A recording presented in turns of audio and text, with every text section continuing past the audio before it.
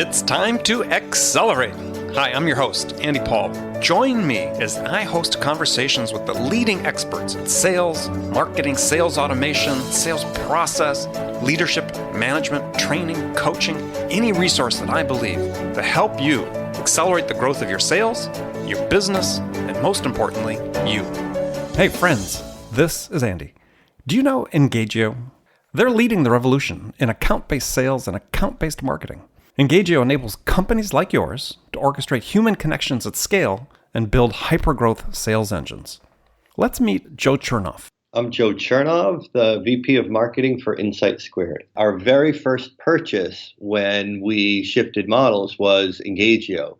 Engagio very quickly became the centerpiece of our account-based marketing strategy, both the technology as well as the content they provide. Engagio's platform lets you engage the right account at the right time so you can close more deals faster.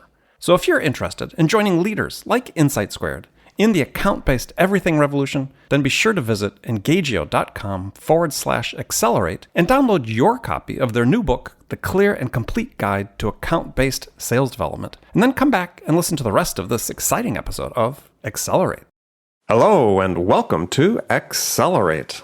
I am really excited to talk with my guest today. Joining me here in this first week of January is Jill Rowley, digital transformation specialist, speaker, social selling evangelist, enterprise sales expert. Jill, welcome to Accelerate. Thank you, Andy. I am excited to be here. Yeah. So for people maybe that don't know you, take a minute, introduce yourself, and maybe also tell us how you got your start in sales. Sure. I say I'm a sales professional trapped in a marketer's body. I'm not. I'm just a sales guy. Well, I'm trapped in a marketer's body because my buyer was marketing for a decade. That's true with Eloqua. That's right. And so part of my mantra is know thy buyer and be where your buyers are, be visible and valuable where your buyers are, be the best advocate of and for your buyers. And to do that, when your customer is marketing, you really need to know a lot about marketing. And so I kind of, almost like what's happening with sales and marketing more broadly, that the lines are blurring and the roles are blending. I too, as an individual, the lines between sales and marketing of Jill Rowley are blurring and blending. And so I got my start in sales officially. My first quota carrying job was in 2000.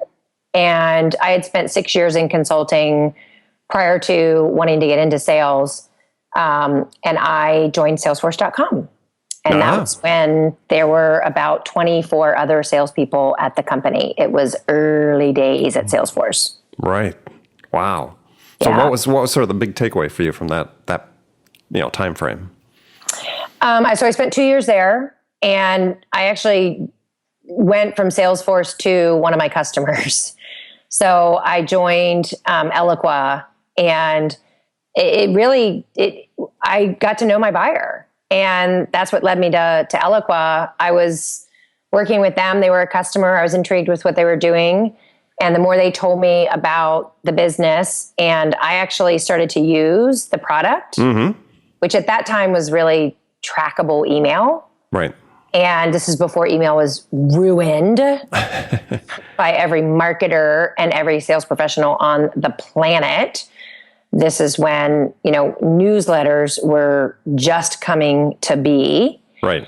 And so when I go over to the article reprint wall, we used to do a lot of, put a hat in a package, put a bunch of article reprints in a package and mail it to your prospect. I said, well, I could take these pieces of content and I could put them in email format, and then I could send it and I would know if someone opened it or clicked through the email, and I could send that to a whole lot more people than I could a physical piece of mail. So that was back in 2001-ish that I started to use Eloqua as an individual sales rep. And Benioff, actually, I showed it to him and he's like, get every salesperson using this. Yeah. I mean, think about it. It really wasn't that long ago.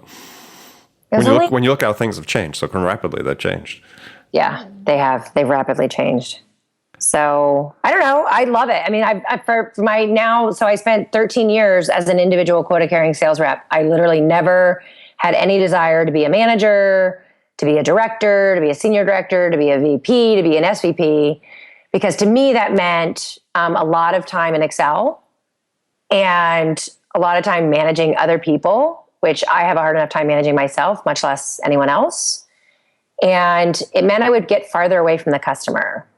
And I am all about the customer. So I wanted to be as close to the customer as I possibly could. And sales was where I was, most effective at that. Excellent. So in your mind, here as we look at the start of 2017 going forward, in your mind, what is the single biggest challenge facing sales professionals today? I mean, this year, what do they need to address? Well, I think the single biggest challenge facing salespeople is the same single biggest challenge facing buyers. And it is distraction. And it is, I say often the modern buyer, she's digitally driven. 92% of B2B buyers are starting their search on the web. Mm-hmm.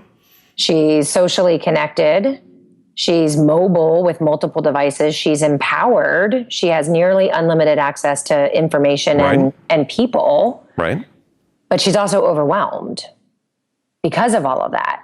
Not only does she have unlimited access to everything, pretty much everybody has unlimited access to her by, continuing to call, email her. And with, interruptive,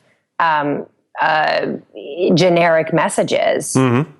And so the seller too, we are easily distracted. And I think one of the challenges internally is you're bombarded with messages and with content and with tools and with process and how do you filter through all of that to make your number, which is ultimately how you're measured in sales. Right. And so I think, the best salespeople, they intimately know their customer. They know their buyer at a human level. So Andy Paul, they know their buyer at, a company level, 0-time selling. Mm-hmm. They know their customer, their buyer at an industry level. So what's happening in that customer's industry, the changes that they're facing, the ups and downs, the big priorities. And the more you know someone and their environment and their priorities and their challenges, the better you are positioned to help them. So how do you fight that distraction though? I mean, I understand as a buyer, because one of your jobs as a salesperson, you're trying to be compelling enough to grab some of their time because they are so hugely distracted. Yep. But you raise a really interesting point that I really haven't heard many people talk about before, is that the salesperson's distracted as well. And so, and especially if they have any sort of call reluctance, that's a compounding effect. How do you deal with that distraction as a sales professional? How do you stay focused? So bringing in a little bit of my marketing background, I think it's so important to really understand the ideal customer profile so that you are spending your time on the companies that you will generate the most value for. So, not wasting your time on bad fit accounts or even bad fit individuals. Meaning, if you are selling something that requires a lot of change and it requires internal education and it requires cross-functional collaboration for your customer to be successful, then it's really important that you are investing your time as a sales professional with the individuals within that organization that can drive change, that can facilitate that cross-functional collaboration, alignment, unification, and that really is someone who can be your champion and can sell effectively internally and earn trust and credibility. So I think that's, I think it's really important. Just it's a matter of focus. Making And good people- choices, I think. Totally. I think that's how I would take what you said is making good choices. Because I deal with a lot of, sales companies, salespeople, and sort of the level below that is even at the habit level is you have a choice about how you spend every minute of your day. Yep. And you have to make good choices. And as you talked about, one of the important choices is make sure you're calling on the customers that fit your ICP. Well, and to making those good choices, my choice at the gym or when I'm on a run is to consume content via podcast or video. And so at the gym this morning, I'm doing a lot of work with GE, and GE is, just an incredible example of a traditional, 140-year-old company, $120 billion company that is a manufacturing company. They're an industrial manufacturer. They produce jet engines, oil turbines. They're in the transportation business, and they are becoming a digital business. They are the digital industrial. I know. I've seen the TV commercials. Aren't you in awe, Andy? Yeah. They're becoming a software company. Yeah. I live in the Valley, so I'm just in Silicon Valley, and Mark Andreessen, software is eating the world.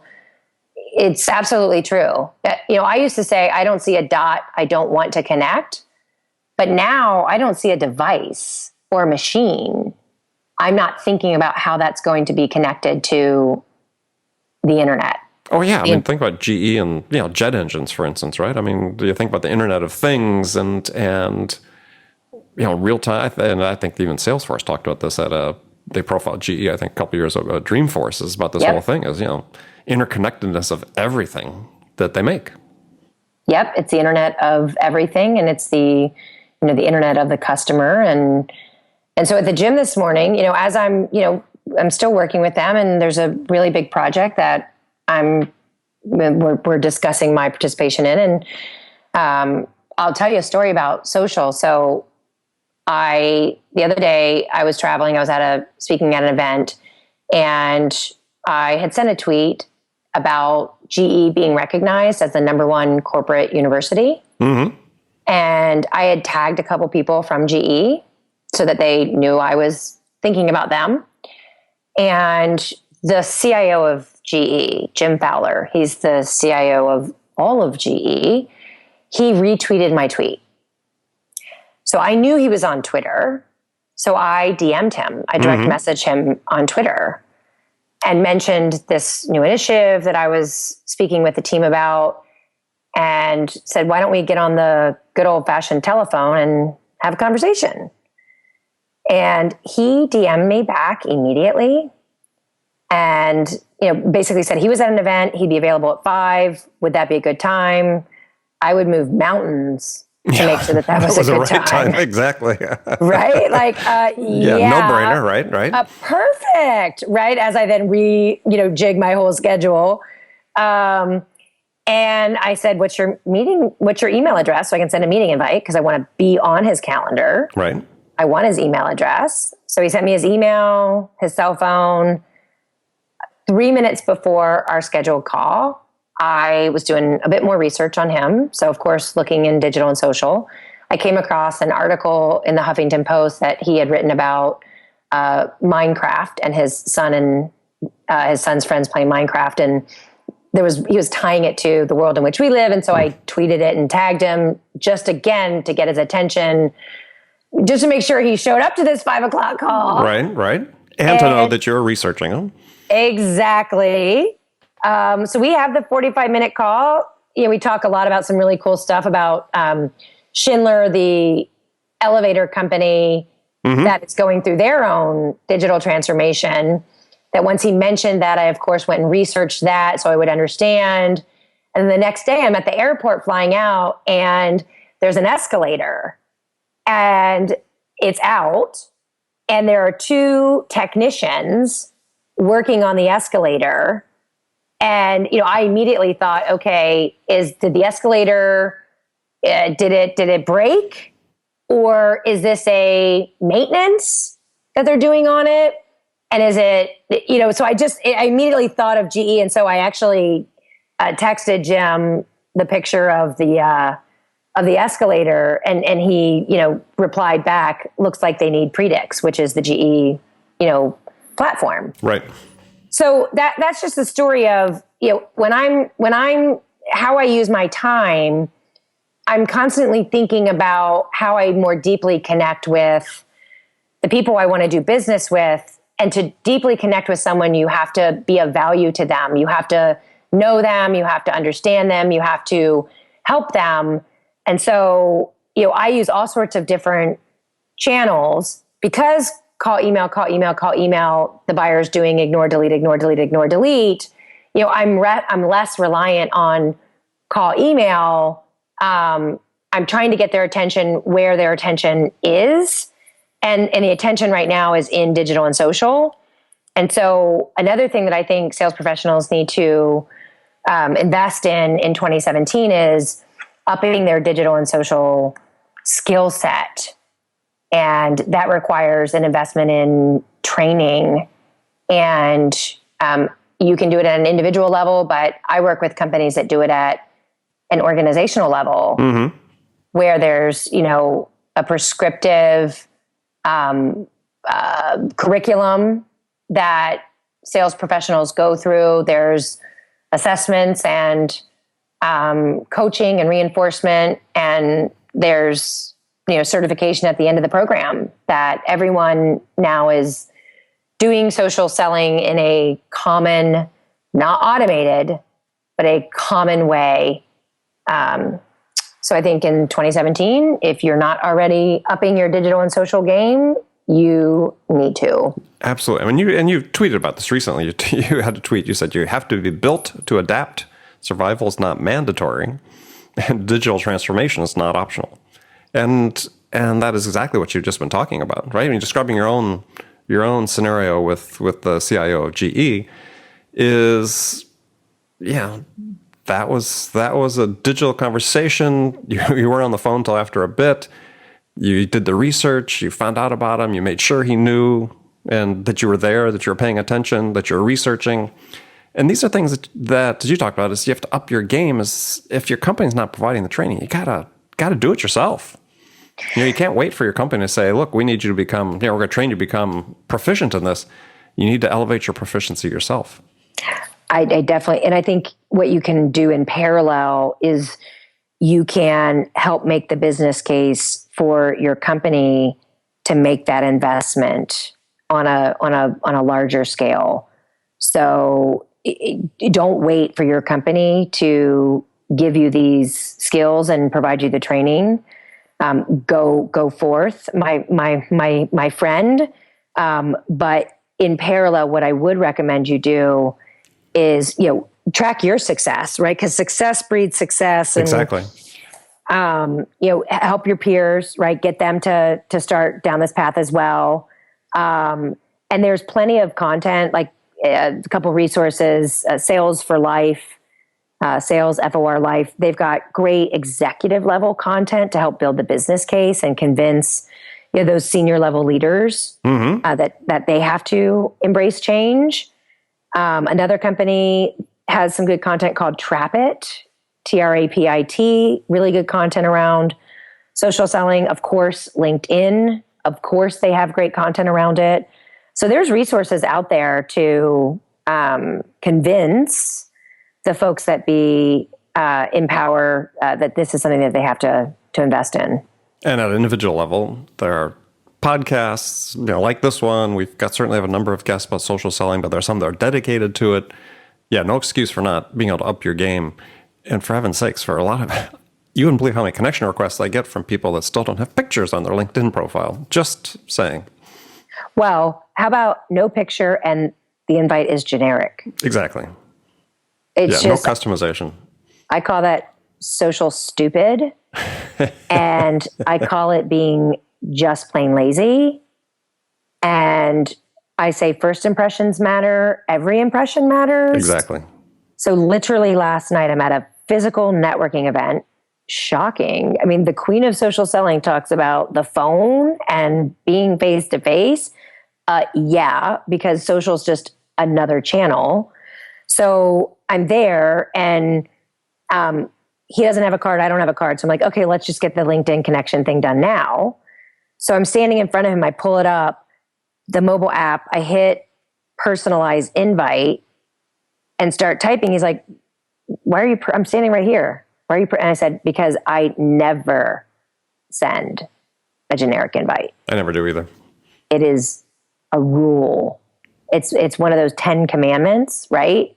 Like you're standing in front of me. I've said, I'm going to send you, say you're going to accept, but I need it to be personalized, period. Two very simple steps that are really important. And as you said, creating those first perception in the mind of your prospect. Yeah, if it's just generic, what they think you're doing is just hitting, LinkedIn put up the screen of recommended connections, right? And you're just going through clicking connect. Right. On all of right. them. Yeah. And what if he doesn't actually get to look at it for a couple of days? Right. Yeah. And what if he doesn't really remember who I am or meeting me or whatever, right? So yeah. I say if you suck offline, you're going to suck more online. And basically social amplifies both suckiness and non-suckiness. Those are technical terms we use Very in sales. Yes. Yeah, I agree. I mean, you are who you are. And so if you're lazy offline, you can be lazy online. In fact, you may be lazier, as you said, online because you think it's an easier path. I think so. And I think what you're doing is you're taking old school mindset of sell, pitch, promote, and you're putting that in new school channel, which social is actually the anti-sell. Right. It's not about selling. That's why social selling is not a good term, because this isn't about selling via the social web. It isn't like, I send a tweet and someone places an order. So it's really about, social is a channel for engagement. It's for learning. It's for teaching. It's for collaborating. It's for sharing. It's for networking. It isn't a channel to pitch and to pounce and to, I always say to be interesting, you must be interested. And so for me to be interesting to Jim Fowler, the CIO of GE, I need to be interested in Jim Fowler. Right. And you have to demonstrate it, right? Exactly. And you have to earn trust online typically before the sales conversation can begin offline. Which is true in person as well, right? So, I mean, yeah, the rules are very similar to your point about if you, to use your term, if you suck in one dimension, you're going to suck in the other. So let's explore a little bit further. We talk about social is there's this whole, because I think this is really important for sales professionals, especially if you're selling anything sort of a complex enterprise sale, is they just tend to position social as just, top of funnel, make that initial connection and so on. But as we were talking about before, it can actually be used throughout the sales process at every stage. And beyond.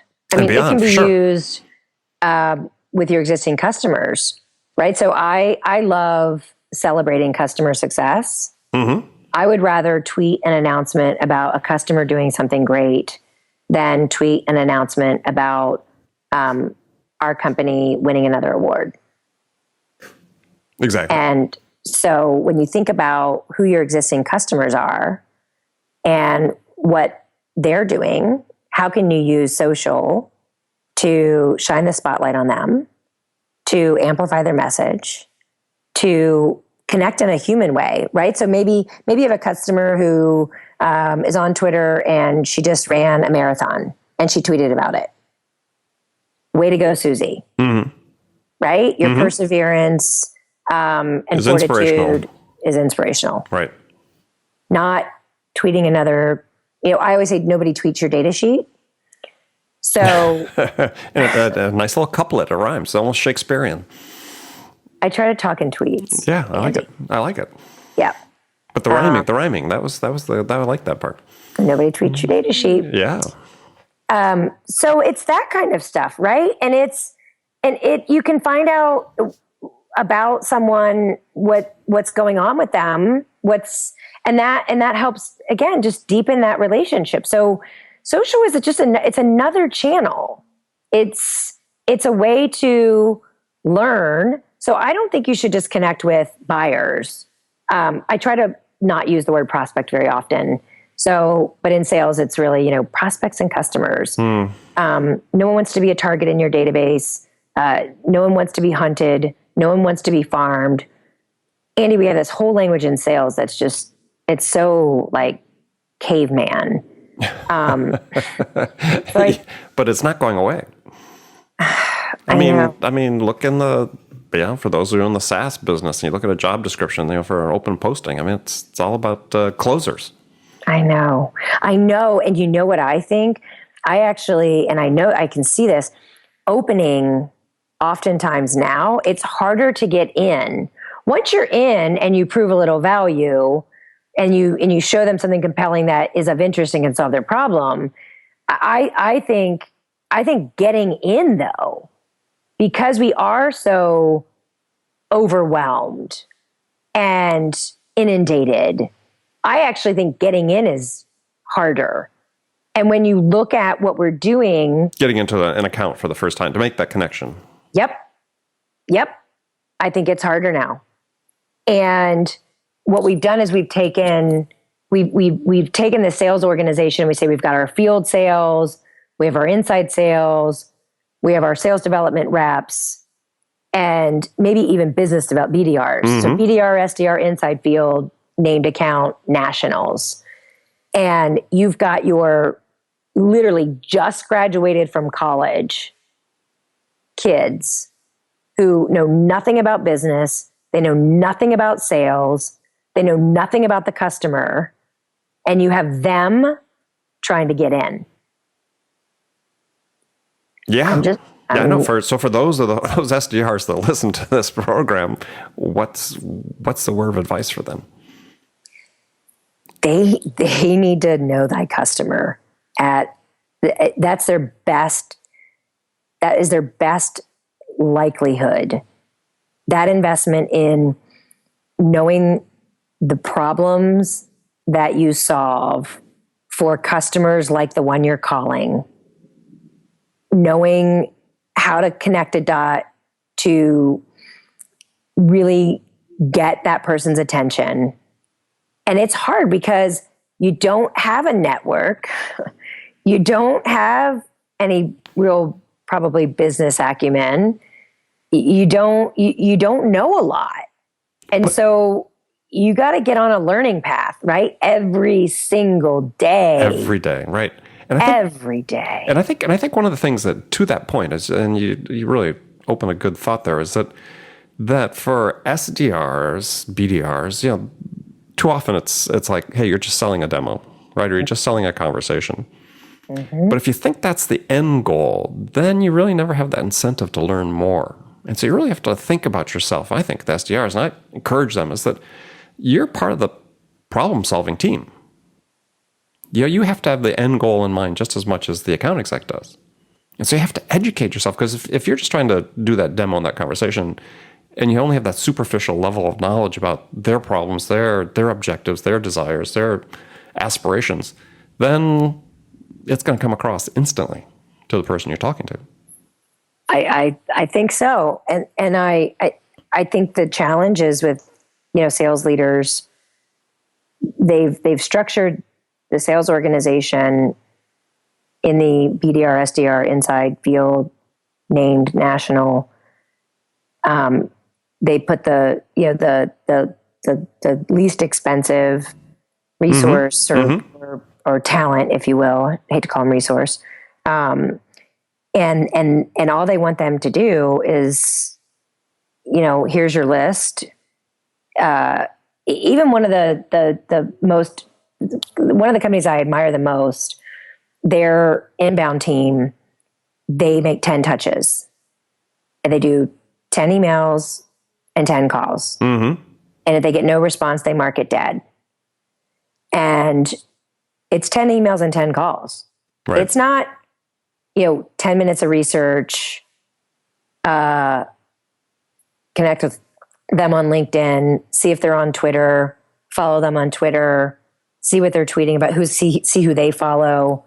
It's literally 10 touches, generic, that basically you're just going to churn through those people because they're not going to make the number using outdated approaches. Mm-hmm. And it's, your churn is expensive. When you have turnover in your sales organization, it's expensive.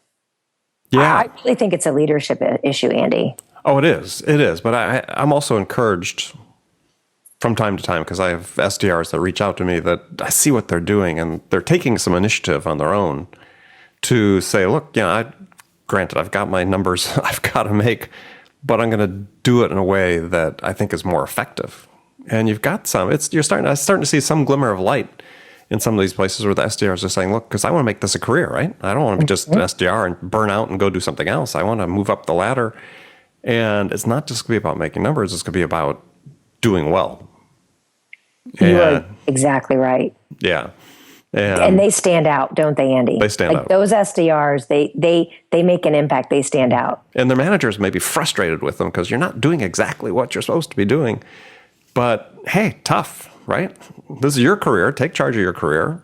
And if you do well, you're going to be rewarded, even if it's not exactly according to the just prescribed structure.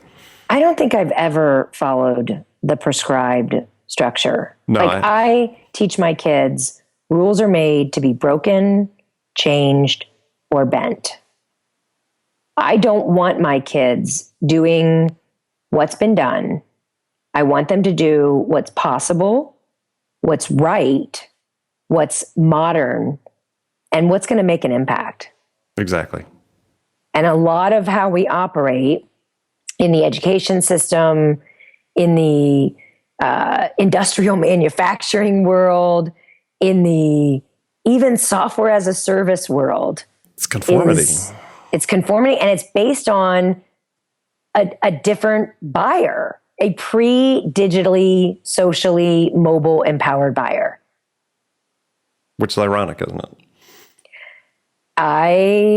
It means I have a very rich future ahead of me because I spent a decade transforming marketing to become more modern, data-driven, process, metrics, content, customer-centered, centric, obsessed, video, all sorts of modernization in marketing. And I'm just taking all of that learning and applying that to sales. And I think if we were to summarize what we'd sort of talked about in terms of great advice for sales professionals listening to this, it's, yes, be less conforming, right? Take some risks. Do what's right for the customer. And always make it about the customer. If you do that, you're going to be a step ahead of the game for sure. I encourage them to go out and buy a pair of glasses and have this pair of glasses on their desk. And whenever they have a question about what they're supposed to be doing or why they're doing something or how they're doing it, pick up that pair of glasses, and those are your customer's glasses. So when you put those glasses on, you're looking at it through the eyes of your customer. And those glasses will sit there and they will represent your customer. And the decisions that you make, if you look at it through the eyes of your customer, you are going to be way more successful in your career. I love that. That is incredible. Okay, we're going to finish this segment of the show with that. That was a great example. Get a pair of reading glasses, put it on your desk. Oh, I love it. Perfect. Look through the customer's eyes. All right, Jill, we're going to move into the last segment of the show. I've got some standard questions I ask all my guests. And in the first one, a hypothetical scenario in which you, Jill, have just been hired to be VP of sales at a company whose sales have stalled out. Time to hit the reset button. CEO is anxious for things to take place. So what 2 steps would you take your first week on the job that could have the biggest impact? To be effective as a VP of sales, I need to understand the company strategy.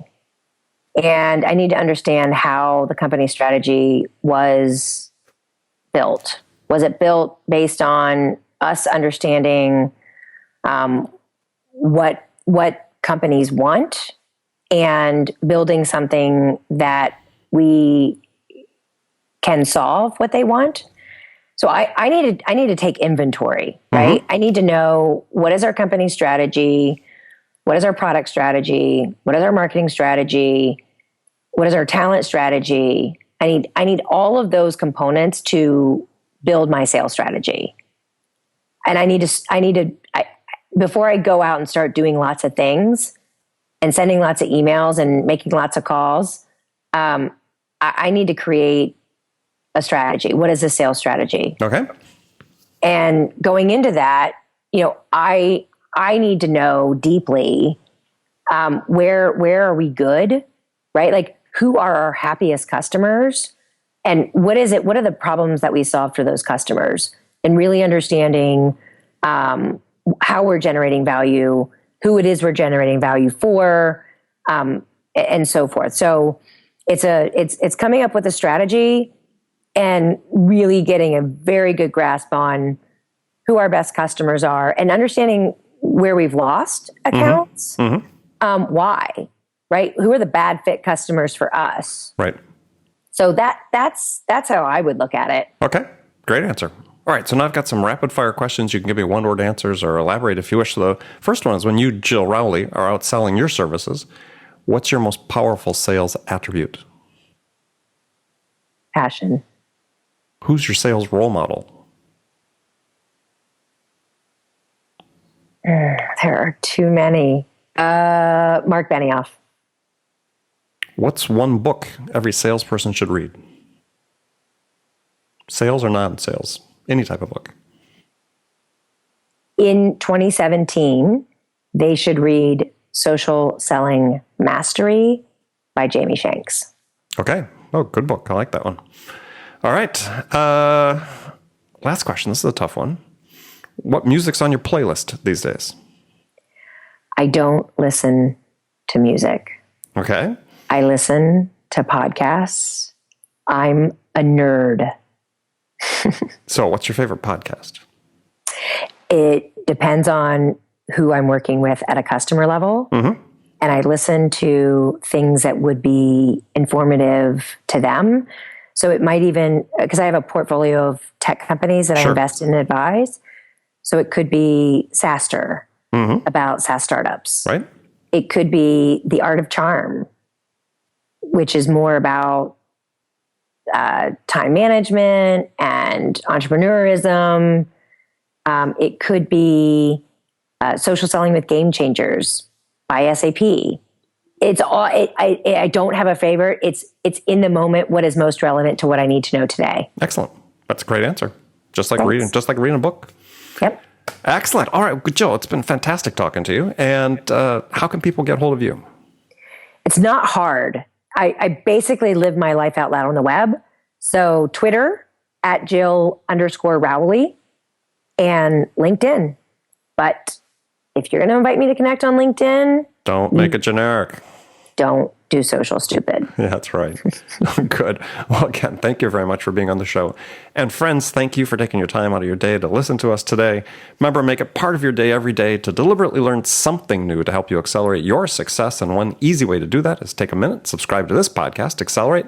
That way you won't miss any of my conversations with top business experts like my guest today, Jill Rowley, who shared her expertise about how to accelerate the growth of your business. So thanks for joining me. Until next time, this is Andy Paul. Good selling, everyone. Thanks for listening to the show. If you like what you heard and want to make sure you don't miss any upcoming episodes, please subscribe to this podcast on iTunes or Stitcher.com.